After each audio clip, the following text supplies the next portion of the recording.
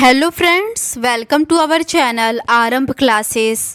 आज के इस वीडियो में हम लोग Bihar state TGT social science में प्रीवियस ईयर में जो भी क्वेश्चंस पूछे गए हैं उसको आपके साथ डिस्कस करेंगे। तो बिना देर किए चलिए आज का ये वीडियो शुरू करते हैं।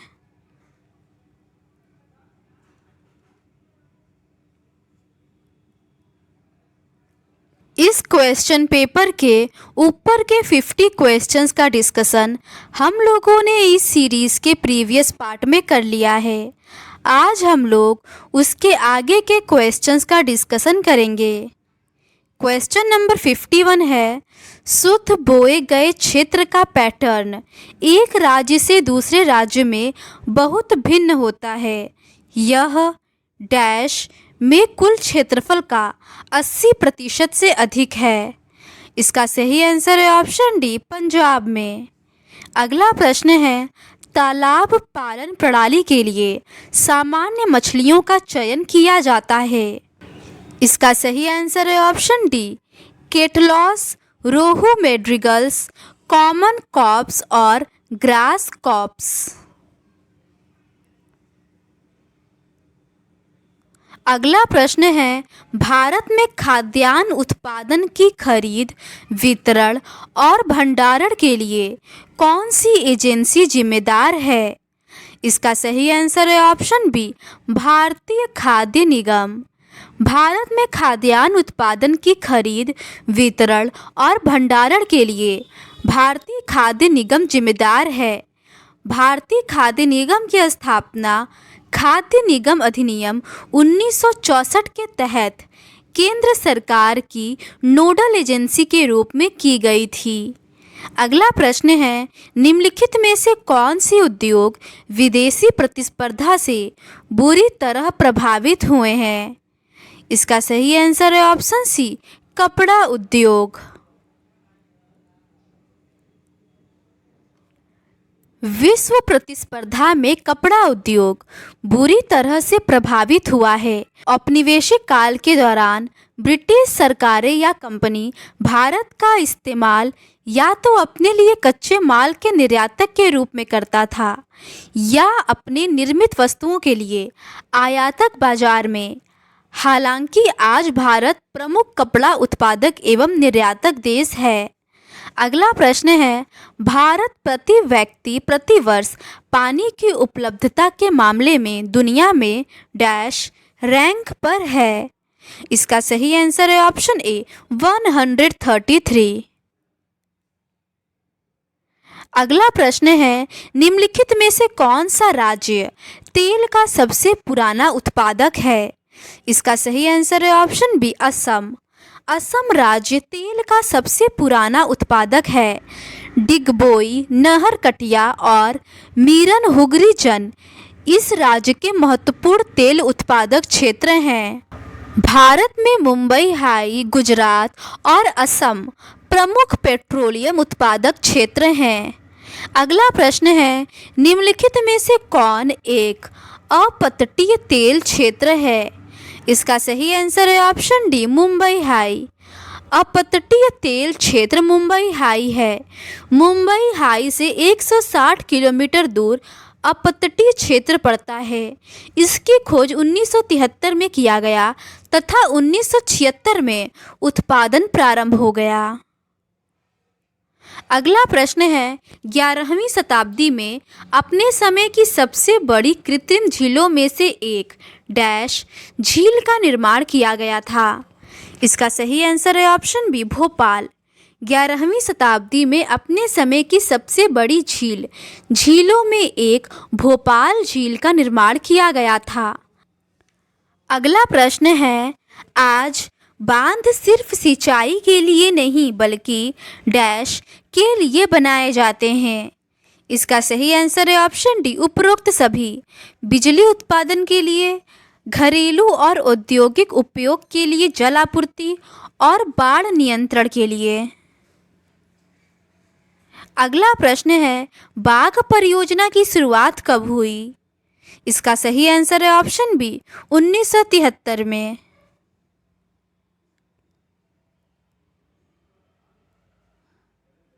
बाघ परियोजना की शुरुआत 1973 में किया गया। प्रोजेक्ट टाइगर विश्व की एक बेहतरीन परियोजनाओं में से एक है। इसका उद्देश्य संकटग्रस्त जाति को बचाने के साथ ही साथ बहुत बड़े आकार के जैव जाति को भी बचाना है। कॉर्बेट राष्ट्रीय उद्यान, सुंदरबन राष्ट्रीय उद्यान, बांधवगढ़ राष्ट्रीय उद्यान, सरिस्का राष्ट्रीय उद्यान, मानस राष्ट्रीय उद्यान तथा पेरियार बाघ रिजर्व बाघ संरक्षण परियोजना का उदाहरण है। अगला प्रश्न है, निम्नलिखित में से कौन सी घास की एक प्रजाति है जिसे वनस्पतियों और जीवों की संकटग्रस्त सूची में महत्वपूर्ण प्रजाति के रूप में वर्गीकृत किया गया है? इसका सही आंसर है ऑप्शन सी, हबार्डिया हेप्टेन्यून्यूरॉन। हबार्डिया हेप्टेन्यून्यूरॉन घास की एक प्रजाति है जिसे वनस्पतियों और जीवों की संकटग्रस्त सूची में महत्वपूर्ण प्रजाति के रूप में वर्गीकृत किया गया है।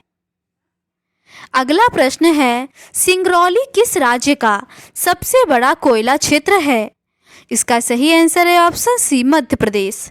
सिंगरौली मध्य प्रदेश राज्य का सबसे बड़ा कोयला क्षेत्र है। सिंगरौली कोयला क्षेत्र गोंडवाना क्रम में शामिल है। मध्य प्रदेश में ही उमरिया सोहागपुर कोयला क्षेत्र है। सिंगरौली कोयला क्षेत्र ओबरा ताप गृह को कोयला आपूर्ति करता है। अगला प्रश्न है, प्राथमिक ऊर्जा का उदाहरण नहीं है। इसका सही आंसर है ऑप्शन बी, विद्युत। विद्युत प्राथमिक ऊर्जा का उदाहरण नहीं है, जबकि कोयला, पेट्रोलियम और प्राकृतिक गैस प्राथमिक ऊर्जा के उदाहरण हैं। अगला प्रश्न है, दीर्घकालिक उपलब्धता के आधार पर संसाधनों को डैश में वर्गीकृत किया जाता है। इसका सही आंसर है ऑप्शन बी, नवीकरणीय और गैर नवीकरणीय संसाधन। दीर्घकालिक उपलब्धता के आधार पर संसाधनों को नवीकरणीय और गैर नवीकरणीय संसाधन में वर्गीकृत किया जाता है। नवीकरणीय संसाधन वे संसाधन हैं जो शीघ्रता से नवीकृत अथवा पुनः पूरित हो जाते हैं, जैसे सौर ऊर्जा, पवन ऊर्जा इत्यादि। जबकि अनवीकरणीय संसाधन वे संसाधन हैं जिनका भंडार सीमित है। इन्हें पुनः पूरित होने में हजारों वर्ष लग जाते हैं, जैसे कोयला, पेट्रोलियम, प्राकृतिक गैस आदि। अगला प्रश्न है, निम्नलिखित में से कौन उद्योग कृषि पर आधारित नहीं है? इसका सही आंसर है ऑप्शन बी, सीमेंट उद्योग। सूती वस्त्र, चीनी व जूट वस्त्र उद्योग कृषि पर आधारित है, जबकि सीमेंट उद्योग कृषि पर आधारित न होकर प्रमुख रूप से चूना पत्थर से संबंधित है। अगला प्रश्न है, निम्नलिखित में कौन छोटे पैमाने का उद्योग है? इसका सही आंसर है ऑप्शन सी, खिलौना उद्योग। खिलौना उद्योग छोटे पैमाने का उद्योग है, जबकि चीनी उद्योग, कागज उद्योग, विद्युत उपकरण उद्योग इत्यादि बड़े पैमाने के उद्योग हैं। अगला प्रश्न है, नेपा नगर किस उद्योग के लिए प्रसिद्ध है? इसका सही आंसर है ऑप्शन सी, अखबारी कागज। नेपा नगर अखबारी कागज उद्योग के लिए प्रसिद्ध है। नेपा नगर मध्य प्रदेश राज्य में है। भारत के कुछ प्रमुख कागज उद्योग क्षेत्र क्रमशः राजमुंद्री, बल्लारपुर, टीटागढ़, ब्रजराज नगर है। अगला प्रश्न है, पूर्वी मध्य रेलवे का मुख्यालय कहाँ है? इसका सही आंसर है ऑप्शन ए, हाजीपुर में। पूर्वी मध्य रेलवे का मुख्यालय हाजीपुर है। उत्तर पूर्वी रेल जोन का मुख्यालय गोरखपुर, दक्षिण पूर्वी का मुख्यालय कोलकाता, पूर्वी का मुख्यालय कोलकाता और उत्तर मध्य का मुख्यालय इलाहाबाद है। अगला प्रश्न है, मानक गेज रेलवे की चौड़ाई कितनी होती है? इसका सही आंसर है ऑप्शन ए, 1.5 मीटर। मानक गेज रेलवे की चौड़ाई 1.676 मीटर होती है। रेलवे पटरी की चौड़ाई के आधार पर भारतीय रेल के 3 वर्ग बनाए गए हैं। बड़ी लाइन में दो पटरियों के बीच 1.676 मीटर की दूरी होती है। मीटर लाइन में दो पटरियों के बीच 1 मीटर की दूरी होती है। छोटी लाइन में दो पटरियों के बीच 0.762 मीटर की दूरी होती है। क्योंकि ऑप्शन में 1.6 नहीं दिया हुआ है, इसीलिए इसका सही आंसर 1.5 होगा। अगला प्रश्न है, बिहार में नहरों द्वारा सर्वाधिक सिंचाई किस जिले में होती है? इसका सही आंसर है ऑप्शन ए, रोहतास में। बिहार में नहरों द्वारा सर्वाधिक सिंचाई रोहतास जिले में होती है। अगला प्रश्न है, 2011 की जनगणना के अनुसार बिहार की साक्षरता दर कितनी है? इसका सही आंसर है 61.3%। 2011 की जनगणना के अनुसार बिहार की साक्षरता दर 61.3% है। अगला प्रश्न है, बिहार में खनिजों और झीलों के संदर्भ में जहां वे मुख्य रूप से पाए जाते हैं, निम्नलिखित युग्मों पर विचार करें। पहला है चूना पत्थर कैमूर, दूसरा है अभ्रक नवादा, तीसरा है क्वार्ट्ज भागलपुर, चौथा है क्वार्ट्जाइट लखीसराय। उपर्युक्त कथनों में से कौन सा सही है? इसका सही आंसर है ऑप्शन डी, सभी सही है।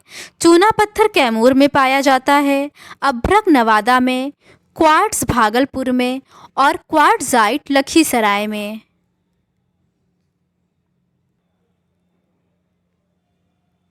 अगला प्रश्न है, बिहार के निम्नलिखित में से किस जिले में कहलगांव थर्मल पावर प्वाइंट स्थित है? इसका सही आंसर है ऑप्शन सी, भागलपुर में। अगला प्रश्न है, बिहार राज्य द्वारा कन्या जन्म को प्रोत्साहित करने के लिए कौन सी योजना लागू की गई?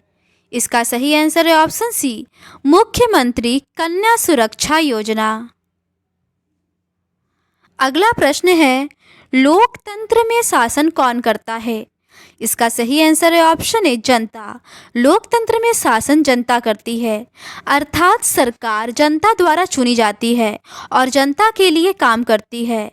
जनता अपने मताधिकार का प्रयोग करके अपने प्रतिनिधियों को चुनती है जो सरकार का गठन करते हैं। अगला प्रश्न है, भारत में चुनाव चिन्ह कौन जारी करता है? इसका सही आंसर है ऑप्शन सी, चुनाव आयोग। भारत में चुनाव चिन्ह चुनाव आयोग जारी करता है। भारतीय निर्वाचन आयोग का वर्णन भारतीय संविधान के अनुच्छेद 324 से लेकर 329 के तहत किया गया है। अगला प्रश्न है, नीचे दिए गए देशों में से किस देश में लोगों को सबसे कम विश्वास है कि उनके वोट से कोई फर्क पड़ता है? इसका सही आंसर है ऑप्शन डी, पाकिस्तान।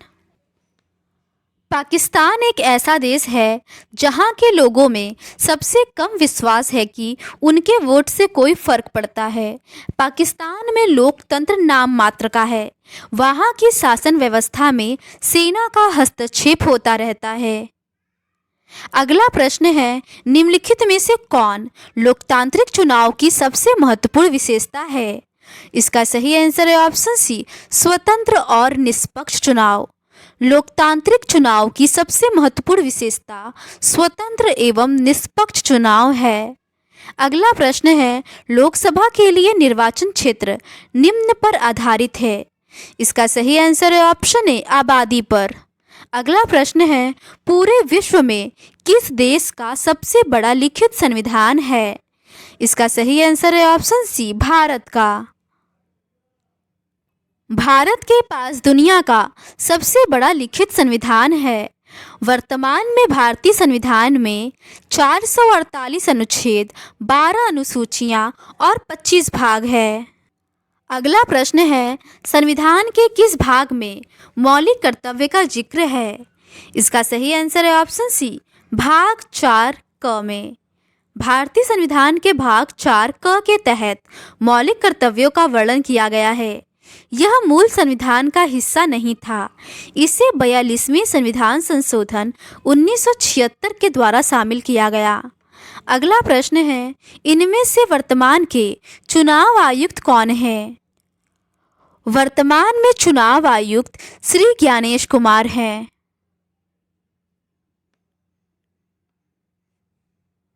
अगला प्रश्न है, भारत में आरक्षित निर्वाचन क्षेत्रों की अवधारणा आधारित है। इसका सही आंसर है ऑप्शन सी, जाति पर। भारत में आरक्षित निर्वाचन क्षेत्रों की अवधारणा जाति पर आधारित है। एक आरक्षित निर्वाचन क्षेत्र ऐसा निर्वाचन क्षेत्र है जिसमें केवल एक विशेष आरक्षित श्रेणी के सदस्य चुनाव में खड़े हो सकते हैं। अगला प्रश्न है, भारत में चुनावी निर्वाचन क्षेत्रों के परिसीमन के दौरान निम्नलिखित में से किस कारक पर विचार नहीं किया जाता है? इसका सही आंसर है ऑप्शन बी, धर्म पर। अगला प्रश्न है, द्वितीय राष्ट्रीय पिछड़ा वर्ग आयोग का गठन कब किया गया? इसका सही आंसर है ऑप्शन ए, 1979 में। अगला प्रश्न है, लोकसभा को इंग्लैंड में क्या कहा जाता है? इसका सही आंसर है option C, House of Commons. Lok Sabha को इंग्लैंड में हाउस ऑफ कॉमन्स कहा जाता है और अमेरिका में प्रतिनिधि सभा कहा जाता है। अगला प्रश्न है, भारत के राष्ट्रपति का चुनाव किसके द्वारा किया जाता है?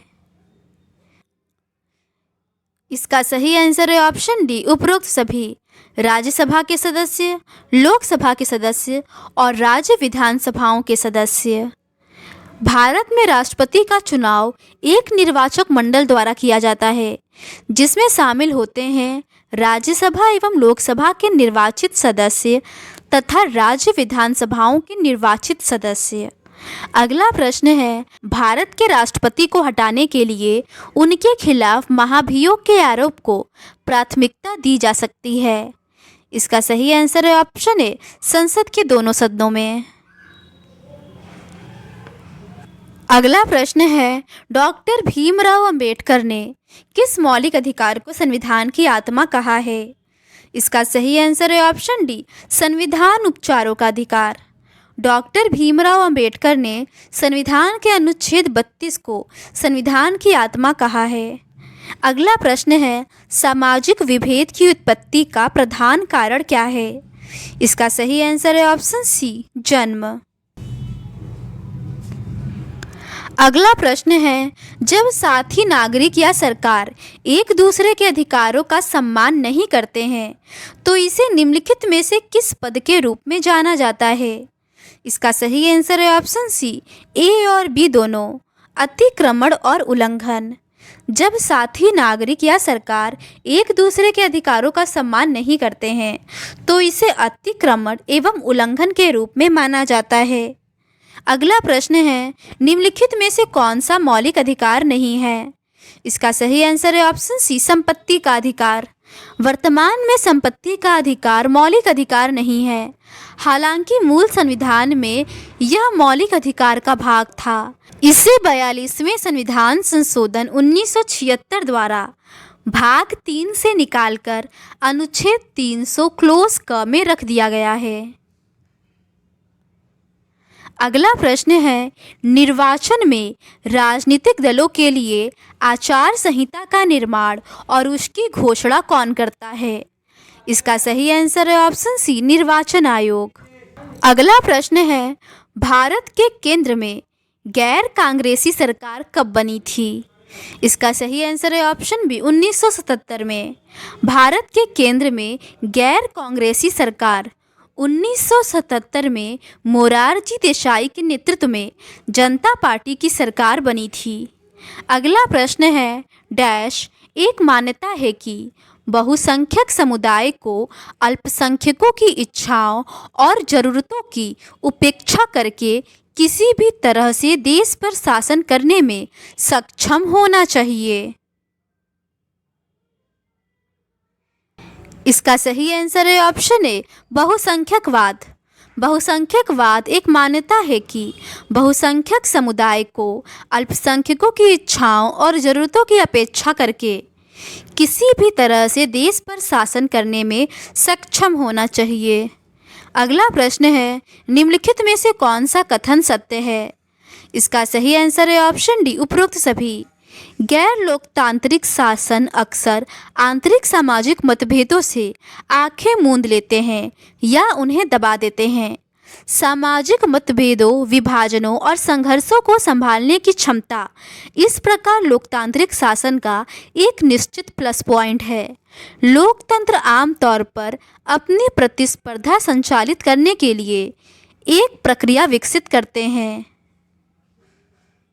अगला प्रश्न है, निम्नलिखित में से कौन सा एक लोकतांत्रिक सरकार का गुण है? इसका सही आंसर है ऑप्शन बी, नागरिकों की गरिमा में वृद्धि। अगला प्रश्न है, विविधताओं के बीच सामंजस्य की स्थापना की सर्वाधिक क्षमता किस शासन व्यवस्था में होती है? इसका सही आंसर है ऑप्शन सी, लोकतंत्र में। अगला प्रश्न है, निम्नलिखित में से कौन सा समकालीन विश्व में सरकार का सबसे लोकप्रिय रूप है? इसका सही आंसर है ऑप्शन डी, लोकतंत्र। अगला प्रश्न है, किस वर्ष रूसी क्रांति ने आर्थिक लोकतंत्र की नींव को मजबूती प्रदान की? इसका सही आंसर है ऑप्शन बी, 1917 में। वर्ष 1917 में रूसी क्रांति ने आर्थिक लोकतंत्र की नींव को मजबूती प्रदान की। तो आज के वीडियो में बस इतना ही। अगर आपको ये सीरीज़ पसंद आती है तो please do subscribe to our channel and like this video. Thank you.